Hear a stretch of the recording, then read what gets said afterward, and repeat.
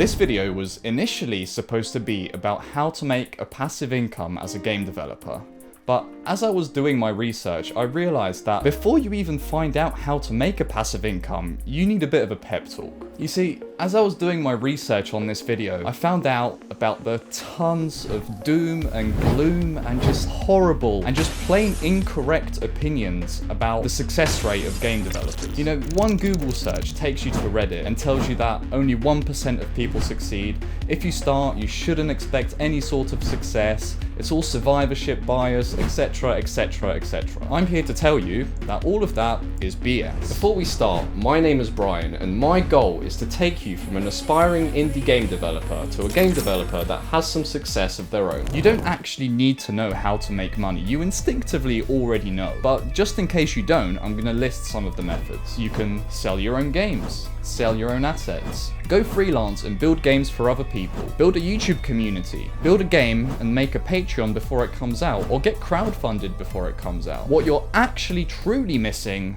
is this. The statistic that you constantly hear, that 1% of game developers succeed and the rest fail, is true. But I'm going to explain to you why it's actually incredibly easy to get into the top 1%. I'm going to tell you what 90% of people do. They like game development, they want to make it into a job. So they go online, they read Reddit, they read all the forums, and they hear all the negativity. Most give up there. But those who don't, they decide to learn game development. But instead of actually learning game development, they just do tutorial after tutorial after tutorial and never actually make any games. So that automatically disqualifies 90% of indie game developers out there. The top 10% read all of that, but decide to still give it a go. But because they heard all the negativity, they don't really go into it and do it a little bit half-assed. They usually make a 2D platformer that's the exact same as every other person's first Steam game, and then they release it doing barely any marketing. Some get sales and some don't, but the vast majority decide it wasn't worth their time and go back to their 9-to-5 job. What the top 1% do isn't even that special, and I bet you could do it too. The top 1% actually do some planning, make a game that actually has some unique mechanics and isn't the same as every other game out there. They actually spend some time polishing it and making it fun. And finally, actually make some time to market it, show it to people, and bring eyes to the game by building a community, posting it on social media, or whatever they want to do. The majority of people are scared or simply just plain lazy. They think it's not possible, but they haven't even tried. They say it's survivorship bias, but they did the equivalent of running and jumping off the cliff before they even started. And that's why they didn't survive. Don't be like that person. Now, let's have a look at some actual Steam stats that can be found by a simple Google search and not reading just some random forums. Let's assume you're one of the 10% that actually tried and actually released the game on Steam. The top 32% of games make over $10,000. So just by trying, just by making something, you already have a 1 in 3 chance of making over $10,000 from your game. Now, let's assume you're one of the 1% who also tried, but also actually did some planning and made a fun, unique game. The top 8.5% of games on Steam make over $250,000. So just by giving it some thought, you now have a very, very real chance of actually striking it big. And you are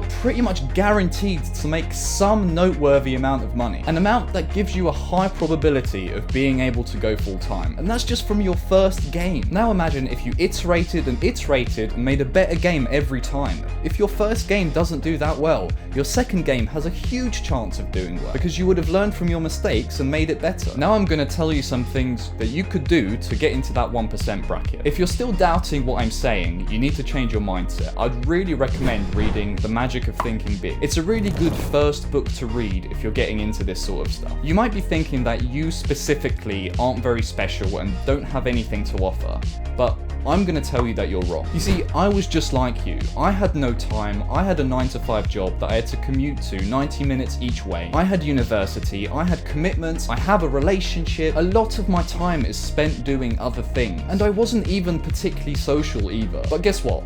I still did it. You're no different from me. Your mind is just leading you to believe that, so you need to snap out of that as fast as you possibly can. The next thing you need to do is start doing something called deep work. The majority of people that work a 9-to-5 job only really do about 1 or 2 hours of real work per day. And if you have a 9-to-5 job, you can probably relate to that. The rest of it is just spent scrolling BS and pretending to do work, or doing something extremely shallow like checking emails or reading a wiki, something that isn't really advancing anything forward. Long story short, deep work teaches you how to focus on the tasks that actually matter and how to work with intent. It allows you to get the whole 8-hour workday done in 1 or 2 hours. I would highly recommend reading a book on it, because some people think they need to quit their job or that they're too busy with their current commitments, but all you really need is about 1 or 2 hours per day. And even if you can't do it every day, just block out some time on the weekend. There's definitely stuff that you can cut out of your schedule if you are really serious about being a full-time game developer. Also, you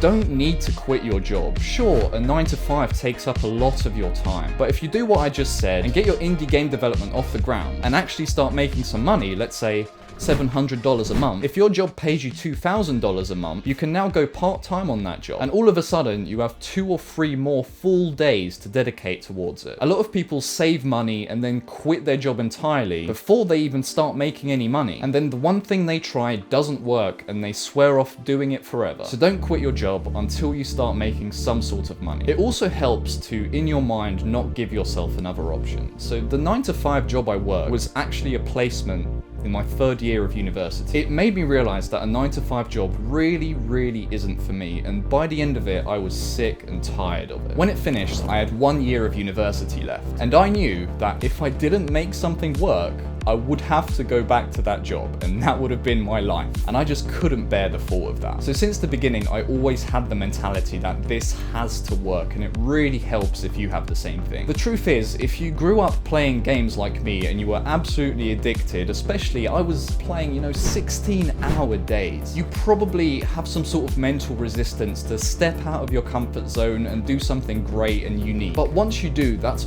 all it takes. And once you find that momentum, you'll find that it's actually quite easy to keep going. It's that first 2 to 3 months that's the hardest part, because that's when you have the most uncertainty. Flip a switch in your mind and realize that if you don't do this, if this really is your dream and you don't manage to make it work, then you will never be fulfilled. A lot of people just accept that fact, but I don't think we should. And if you truly want it like you say you do after doing that, you're gonna find a way to make it work. I'll tell you a secret. It's actually really fucking easy. So go grab it.